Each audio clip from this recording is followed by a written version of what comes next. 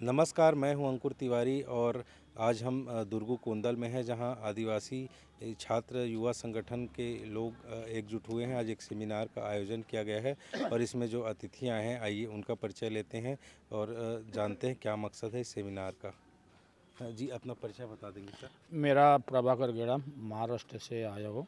विश्व क्रांति दल का संगठक हूँ। प्रभाकर जी, आज जो कार्यक्रम है उसके बारे में कुछ बताएंगे?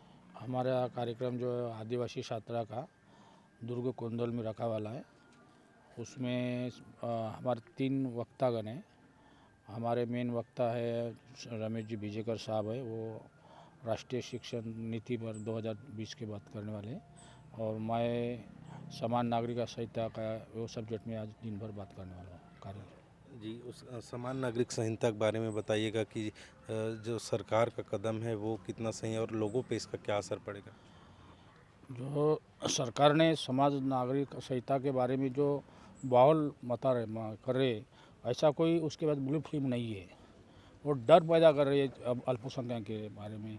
आदिवासी का हमारा टोटेम है, हमारी सभ्यता और संस्कृति है, और उसके बारे में कोई ऐसा एजेंडा नहीं है उसके पास। खाली डर पैदा करने के लिए बात कर रहे हैं। अभी तो कोई ऐसा ब्लू फिल्म नहीं है। इसके बारे में सरकार के पास क्या है? ना केंद्र सरकार ने कुछ किया, और 44 जो 40 कानून है बनाया वो कानून में जो सिविल कोड बोलते हैं, यूनिफॉर्म यानी समानता नहीं है, वो एकता की बात करते हो। बाबा साहब अम्बेडकर ने जो लिखे था संविधान में, और वो स्टेट को जो अभी अधिकार दिया बोलते हैं, वो अधिकार नहीं है, वो उसने प्रयत्न करना चाहिए। और वो 4 स्टेट में करने वाले बोले बता रहे, लेकिन अभी उत्तराखंड में वो ये लोगों का राय ले रहे, लेकिन ऐसा कोई मसूदा तैयार नहीं हुआ अभी। इससे क्या नुकसान होगा अगर हो जाता है? उससे नुकसान नहीं, लेकिन उसका जो बताने का जो तजुर्बा है गलत है। जो जिस हिस्से ढंग से जाने हमारे पूर्वजों से सबसे समतामूलक समाज व्यवस्था करने की बात पहले ही करी थी डॉक्टर बाबा साहब आम्बेडकर। ये 44 ने हर एक कलम ने, अभी 2005 की कलम है उसमें सबको कायदा मिल रहा है, जैसा फौजदारी सिविल अलग अलग मिल रहा है इस कानून। खाली एक तबका ऐसा है जो मुस्लिम समाज का टारगेट बनाकर कि वो तख्ते का कोई एक छोटा सा तख्ता है कि वो कट्टरपंथी है, और वो ध्रुवीकरण के लिए वो कर रहे, वही नुकसान है समाज में पैदा कर रहे हो। एक दूसरा मसला है कि बस्तर में जिस तरह से आदिवासियों का शोषण हो रहा है, उनके खिलाफ अत्याचार हो रहा है, और अभी खासकर एक मामला आया कि 2 लोगों को मार के जला दिया गया। तो इस तरह से जो मामले सामने आ रहे हैं और आदिवासी समाज निशाने पर है, तो इस खतरे को आप कैसे देखते हैं? ये खतरा ये बस्तर में नहीं तो मणिपुर, मध्य प्रदेश में अपना रूलिंग करके हमारे आदिवासी का जो वंशज है, ये मनुवादी है, सनातनी लोगों का प्लान है कि उसको पूरा अपमानित करके उसको दफन करना चाहिए, करने का वो सोच कर रहे हो। मणिपुर में वो जो अपनी बताए वाले है हमारे महिला को ऊपर जो अन्याय अत्याचार, वही नहीं, मणिपुर में जो पहाड़ी इलाके में हमारे कुकी समाज के आदिवासी है, वो बुलडोजर से जिंदे घरा के उसे दफन कर रहे। और वो हमारे आदिवासी का जो मावा राज जो हमारे गांव में हमारा राज है, वो जो गांव में हमारा जो अनुसूची बनी वाली है क्षेत्र में, वो एरिया में कोई संपत्ति लूटने का काम करके हमारे को दहशत पैदा करके नक्सलवादी बोल के मारने का कोई ऐसा करके उन लोगों को हमारे करे। लेकिन ये हमारे क्या है, मजबूरी कैसी है कि हम पॉलिटिकल और एक शक्ति नहीं बने। हमारी शक्ति नहीं बनती तब तक वो हम नहीं रोक पाएंगे उसको। और पढ़ाई लिखा नहीं हुए, इसलिए ये देश में क्या कर रहे हैं, पहले तो सबसे राष्ट्रीय शिक्षा धोरण के नीति 2020 की जो नीति है, वो शिक्षा के पहले वंचित करो, और शिक्षा के वंचित करे तो फिर समाज गुलाम बन जाता है, और गुलाम बनने वाले समाज को वो शोषण ही करते रहेंगे। और हमारे महापुरुषों ने हमारी गुलामी से निकलने के लिए पहले हमारे को शिक्षण के लिए हमारे को महात्मा फुले ने बुद्ध से लेकर आज तक जो 108 साल का जो संघर्ष किया है, हमारे जो बिरसा मुंडा का जो संघर्ष है, जयपाल मुंडा ने संविधान सभा में हमारी अनुसूचित 17 का जो कानून बनाया है बाबा साहब के साथ में, वो कानून के लिए हमारे संविधान हमको पढ़ने लिखने नहीं आना चाहिए, उसको मालूम नहीं होना बोल के शिक्षण से हमको वंचित कर रहे हैं। और जब अनपढ़ गंवार आदमी बनेगा तो उसके ऊपर अन्याय अत्याचार होगा। अब ये हमारे लड़के जो है पढ़े लिखे बोल के अब एकजुट है, इसके पहले कभी जुट नहीं है। तो इमोशनली बोल के हमारा ब्लैकमेल कर रहे थे पहले, ऐसा कोई तो भी धार्मिक नाम से, ऐसा ये देश में चालू है। नीति दो है ना, नीति हमारी नीति अलग है। इस बदलाव को कैसे देखते हैं आप, जब बोल रहे हैं कि अब लड़के पढ़ लिख के एकजुट हो रहे हैं, तो ये जो एक बदलाव सामने आया है, इसका असर देखने को मिलेगा आने वाले समय में? बिल्कुल मिलेगा। युवा जो हमारा यंग जनरेशन है, ये हमारी संपत्ति है, ये देश की संपत्ति है। ये युवा ही करेंगे, और ये आदिवासी को युवा करेंगे। पहले लड़ाई लड़े वाले हमारे युवा है। ये देश के पहला महामानव हम नहीं बोल रहे, देश का सुप्रीम कोर्ट बोल रहे 5 जनवरी 2011 में। और ये यमाम वाले बोला, वो राहुल गांधी बोल रहा है ये देश के मूल निवासी है। और उसका एहसास करने का हम ये मूवमेंट चालू कर रहे हैं। और हमारा मिशन और हमारा विजन ही वो है कि हम इस देश के मालक हैं। वो हम एहसास करने के लिए हम गांव-गांव में देश देश में घूम रहे हैं हम लोग। मैं रमेश विजयकर, सत्यशोधक शिक्षक सभा का एक कार्यकर्ता हूँ। शिक्षा क्षेत्र में पिछले 35 साल से कुछ काम करने की कोशिश कर रहा हूँ।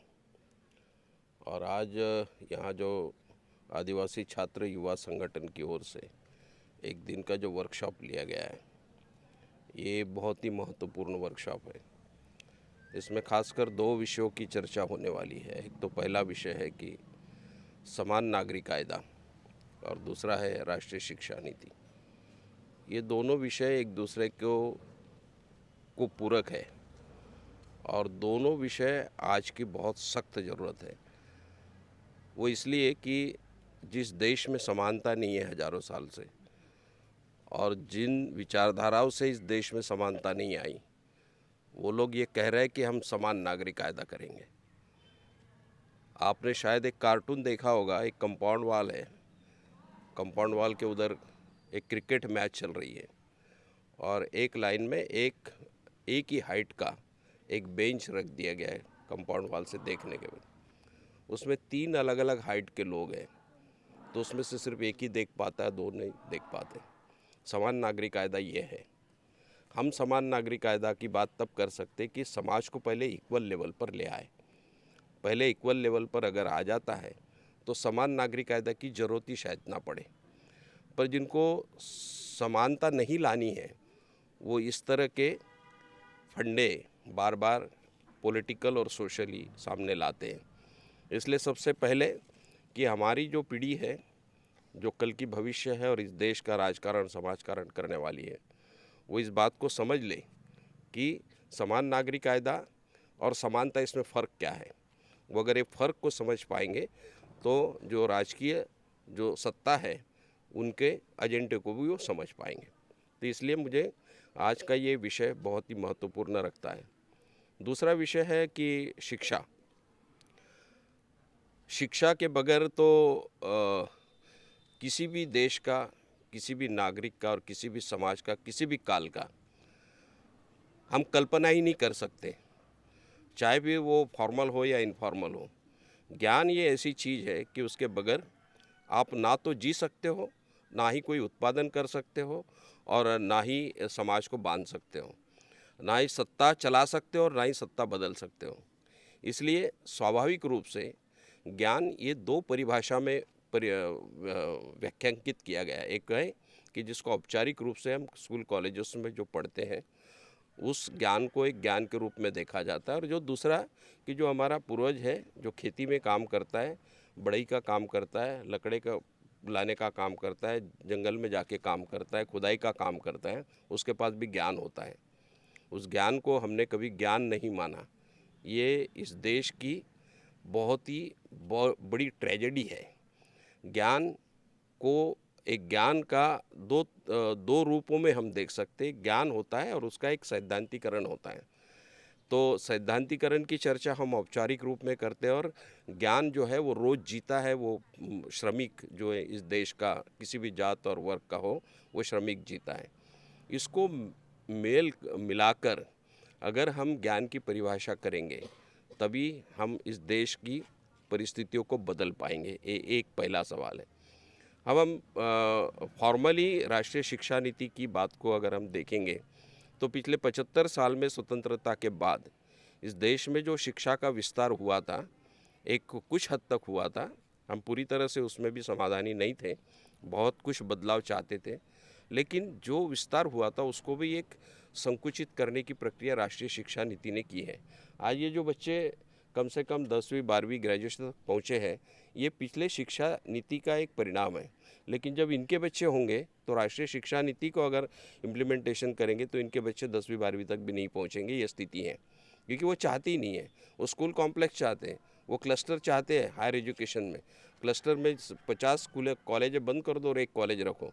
तो ये जो लड़कियां हैं जो माँ बाप अपने सीने पे पत्थर रख कर के इस गांव से उस गांव भेजती है, वो कभी भेजेगी नहीं अपने लड़की को, क्योंकि उसकी सुरक्षा का सवाल है। जिंदा रहेंगे तो ज्ञान पाएंगे, ये तो हर किसी का हर किसी को ये समझता है। इसलिए ये स्थिति जो है, राष्ट्रीय शिक्षा नीति शिक्षा के संकुचितीकरण का एक भूमिका लाती है। दूसरा यह है कि इस देश में जो एक जाति व्यवस्था है जो बहुत बड़े पैमाने पर काम करती है आज भी, वो चाहे व्यक्तिगत रूप में हो, राजकारण के रूप में हो, समाजकारण के रूप में, अर्थकारण के रूप में हो, कायदे कानून में हो, ये सभी जगह अगर हम देखेंगे तो हम ये पाएंगे कि जाति सिस्टम जो है देश की, वो आज भी जिंदा है, वो काम कर रही है। इससे हजारों साल से हमने कोई सबक नहीं लेना चाहिए। इसको ख़त्म करने की ज़रूरत है या इसको बढ़ावा देने की ज़रूरत है?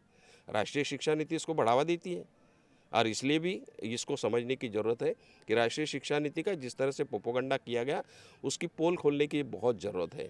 और मैं हर किसी को आह्वान करूंगा कि राष्ट्रीय शिक्षा नीति का डॉक्यूमेंट कम से कम एक बार नज़रों के से वो उसको ओझल होने दे उसको। तो ये एक है। दूसरा ये है कि जो शिक्षा के बाजारीकरण, आज इसके पहले राष्ट्रीय शिक्षा नीति के पहले अपने यहाँ खाजगीकरण था, निजीकरण था शिक्षा का। शिक्षा के निजीकरण में कम से कम हम महाराष्ट्र की बात करेंगे तो हम आपको ये बता दें कि महाराष्ट्र में फी रेगुलेशन एक्ट था, जो किसी भी निजी संस्थाओं को फी का लेने का, कितना लेने का, ये एक उसका एक क्राइटेरिया बना दिया गया था। राष्ट्रीय शिक्षा नीति ने इसको हटा दिया है, और राष्ट्रीय शिक्षा नीति ये पूरी तरह शिक्षा के बाजारीकरण को प्रोत्साहित करती है। शिक्षा के बाजारीकरण को अगर प्रोत्साहित करती तो इसका मतलब ये है कि अगर हम मॉल या दुकान में जाते हैं तो अगर हमको पिन खरीदनी है या कार खरीदनी है, अगर आपके जेब में पैसा है तो ही आप खरीद पाओगे, नहीं तो नहीं खरीद पाओगे। वही स्थिति शिक्षा में लाने की मंशा राष्ट्रीय शिक्षा नीति की है। तीसरा यह है कि लैंग्वेज का एक बड़ा सवाल हमारे देश में रहा है। हमारे देश में लैंग्वेज की शुद्धता, अशुद्धता, पवित्रता, अपवित्रता, इन बातों को लेकर के इतनी सारे भ्रम पैदा कर दिए गए। कोई भाषा है, कोई घी या तेल नहीं है जो शुद्धिकरण और शुद्धि की बात करे, पवित्र अपवित्र की बात करे। भाषा एक तो शास्त्र है, वो अलग, वो गलत हो सकता है या सही हो सकता है, उसको शास्त्रीय परिभाषा में मानने की कोशिश करना चाहिए। लेकिन इसके अगर भाषा के राजकारण की बात करें, पॉलिटिकल की बात करें, तो हमको ये देखने को मिलता है कि हमारे देश में जो अभिजन वर्ग है, अभिजन वर्ग की भाषा ये बहुजन वर्गों ने स्वीकारना चाहिए, ये एजेंडा रहा है। और इसलिए, और वो स्वीकारेंगे कब? क्योंकि वो अच्छी है, वो पवित्र है, वो ऊंची है, वो सबसे पुरातन है। इस तरह का अगर जब तक प्रोपेगेंडा नहीं करेंगे तो हम कैसे स्वीकारेंगे? तो ये भी एजेंडा ये राष्ट्रीय शिक्षा नीति का है। राष्ट्रीय शिक्षा नीति में और भी बहुत सारी चीज़ें हैं, लेकिन मैं आपको बीच में जी टोकूंगा। ये आदिवासी विश्वविद्यालय की मांग कर रहे हैं छात्र, जैसा मैं देख रहा था। तो अगर सरकार इस पे पहल करती तो कितना लाभ होगा आदिवासी विश्वविद्यालय और आदिवासी संग्रहालय होने से? मैं आदिवासी के स्पेशल नीड को ध्यान में रखते हुए इस बात का सहमत हूँ कि आदिवासी की एक स्वतंत्र विद्यापीठ हो। पर उसमें अगर एक आदिवासी को पूरे समाज से तोड़ करके अगर उसको अलग करने की कोशिश करेंगे तो मैं उससे सहमत नहीं हूँ। किसी भी जैसे कि अगर एक तरह से आरक्षण का तत्व अगर हम देखने की कोशिश करेंगे तो आरक्षण का तत्व ही ये था कि जो अलग अलग जाति के लोग हैं, एक तो वो उनमें समानता नहीं है, काफ़ी ये है भेदभाव है, बाकी सारी चीज़ें हैं। तो वो उस कंपटीशन में अपने आप को मतलब फिट नहीं बैठते थे। या नहीं बिठाया जाता था। तो उसको एक सहूलियत देकर उसको एक समान लेवल पर संधि की उपलब्ध कराने की बात थी। दूसरा यह कि फिर इसके साथ अगर ये सब लोग एक साथ आएंगे तो एक सामाजिक अभिसरण की प्रक्रिया भी बनेगी। ये सामाजिक अभिसरण की प्रक्रिया इस देश की जाति व्यवस्था को मिटाने का एक साधन है। जो अलग अलग संस्कृतियाँ हैं, वो अलग अलग संस्कृतियाँ, कि आदिवासी बच्चा है, एक ओबीसी बच्चा है, एक दलित बच्चा है, एक घुमंतु बच्चा है, अगर 4 बच्चे एक साथ आते, वो अपना डब्बा लाएगा, वो अपना डब्बा लाएगा, वो अपना डब्बा लाएगा, तो सब लोग मिलकर एक दूसरे को टेस्ट करते हैं। तो ये कल्चरल एस्पेक्ट जो है वो एक जाति के सीमित न रहते हुए उसका एक अभिसरण की प्रक्रिया बनती है, जिसमें से ये चारों एक अलग इससे भी आगे जाते हैं। तो इसको हम एक सामाजिक अभिसरण की प्रक्रिया कहते हैं। उस प्रक्रिया में को बनाए रखकर अगर आदिवासी विद्यापीठ होता है तो मैं उससे सहमत हूँ। और स्थानीय भाषा में भी मांग कर रहे हैं आदिवासी, जिस तरह से स्कूल कॉलेजों में संस्कृत का एक चैप्टर है, तो अपनी गोंडी भाषा में या जो उनकी भाषा है जो आपस में वो बातचीत करते हैं उस पर भी मांग कर रहे हैं। तो इस पे आप क्या कहना चाहेंगे? बिल्कुल होना चाहिए, मैं इस बात का पूरी तरह से पुरजोर समर्थन करता हूँ, क्योंकि जैसे इसके पहले मैंने कहा कि भाषा एक पॉलिटिकल एजेंडा बना है और भाषा केवल ज्ञान की और अपनी भावनाओं की आदान प्रदान करने का ही साधन नहीं, बल्कि हमारी जीवन दृष्टि का प्रक्षेपण होता है। इसलिए उसमें संस्कृति है, जीवन दर्शन है। तो वो आदिवासी जो जीवन है और आदिवासी जो कल्चर है वो इस देश की मुख्य धारा से कई गुना ऊंचा है, ऐसा मैं मानता हूँ। उसमें इक्वालिटी है, उसमें एक समानता है, उसमें सहयोगिता है, उसमें एक श्रम मूल्य की ये है, वैज्ञानिक दृष्टिकोण है। अब आप कहेंगे कि भाई बहुत सारे लोग तो बुआ बाबा के पास चले जाते, तो आप कैसे कह रहे हो कि वैज्ञानिक दृष्टिकोण है? ये आप देखें जो आज के देखे हुए एक लक्षण है, लेकिन उनके जीवन यापन में अगर आप झांक करके देखेंगे तो वैज्ञानिक दृष्टिकोण आप वहाँ पाएंगे। ग्लास कैसे रखने से लेकर काम कैसे करने से लेकर सारी जो चीज़ें अगर बारीकाई से हम अगर देखेंगे तो ये हम पाएंगे कि उनके अपने जीवन के दर्शन में एक वैज्ञानिक दृष्टिकोण भी है, जिसको एक मुख्य धारा नहीं बनने दिया गया। वो मुख्य धारा बनती तो आज भारत कुछ और होता। जो जिन सवालों को लेकर के हम चर्चा कर रहे हैं, शायद इससे कुछ अलग सवालों पर हम चर्चा सर, जिस तरीके से सरकारों का रुख है, क्योंकि आप इतने लंबे समय से काम कर रहे हैं, अलग अलग राज्यों में अलग अलग सरकारों को आपने देखा है, इनके काम करने का तरीका और इनका जो सत्ता का चरित्र है, ये लगता है आम नागरिकों के हित में है या ये कुछ सोचने की क्षमता रखते हैं? बिल्कुल नहीं सर, यही तो हमारी दिक्कत है, बहुत बड़ी दिक्कत है और इसी के खिलाफ असल में हमारा संघर्ष है। एक्चुअली ये हमारे संघर्ष का एक पार्ट है कि जो सत्ता है वो चाहे अलग अलग पार्टी की सत्ता हो, महाराष्ट्र हो, छत्तीसगढ़ हो, या मध्य प्रदेश हो या अन्य कहीं भी हो, या भारत की सरकार हो, तो ये तो साफ जाहिर है कि उनका अपना जो एक वर्ग चरित्र रहा है, कास्ट चरित्र जो रहा है, उसके हित संबंधों को लेकर ही उन्होंने अपनी सत्ता की है। भले ही बोलने के लिए वो कुछ भी कहे कि भाई हम आदिवासी के लिए ये कर रहे हैं और दलितों के लिए वो कर रहे हैं, ये सब वो वोट पाने के लिए की एक राजनीति और बाकी ये चीज़ है। हमारा ये मानना है स्पष्ट रूप से कि भारत की 75 साल की स्वतंत्रता के बाद जो राजकीय सफ़र रहा है, वो राजकीय सफ़र इस देश की उच्च जातियों और उच्च वर्गीयों के हित की बात ही उन्होंने की है। अभी आने वाले समय में हमारे यहाँ छत्तीसगढ़ में चुनाव होने हैं और एक ऐसे समय में कि आदिवासी समाज जो है सरगुजा से सुकमा तक आंदोलन कर रहा है और लड़ रहा है केंद्र सरकार से, राज्य सरकार से, तो इस आंदोलन को और तेज होने की आवश्यकता आपको महसूस होती है? बिल्कुल होती है। मैं तो चाहूँगा कि ये आंदोलन एक राजकीय रूप बने, एक राजकीय शक्ति के रूप में उभरना बहुत ज़रूरी है। आज हमारे सामने अगर पूरे देश की स्थिति देखेंगे तो एक वैकल्पिक, जिसको क्या कहेंगे कि एक समतावादी पॉलिटिकल व्यू को लेकर काम करने वाली वैकल्पिक शक्ति हमें आज दिखती नहीं है। वो है, बिखरी है, अलग अलग जगह बहुत छोटे छोटे पॉकेट्स में है। उनको सबको संगठित होना एक ज़रूरी है। एक लेकिन आज जो स्थिति पिछले 2014 से जो बनी है, वो 2014 की स्थिति से तो ये देखने को मिलता है कि पहले इनको हटाओ, बाद में देखेंगे क्या करना है। बाद में देखेंगे का मतलब ये नहीं है कि हम अपना एजेंडा छोड़ दें, जो इक्वालिटी का एजेंडा है उस इक्वालिटी के एजेंडे के साथ जहाँ भी हम लोग रहेंगे, क्योंकि इनको वहाँ से सत्ता से पदच्युत करने की आज बहुत सख्त जरूरत बनी है। तो उस नज़रिया से अगर इस आंदोलन की तरफ देखा जाए तो मैं ये चाहूँगा कि एक तो इस आंदोलन का विस्तार हो, इनकी जो समतामूलक विचारधारा है उसको वो ना छोड़े, और साथ में आज के पॉलिटिकल एक व्यवहार को ध्यान में रखते हुए भी अपना स्टैंड लेकर के इस आंदोलन को आगे बढ़ाएं। Thank you sir.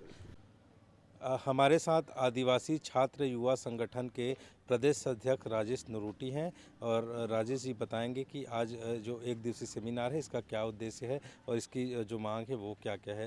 राजेश भाई बताइएगा।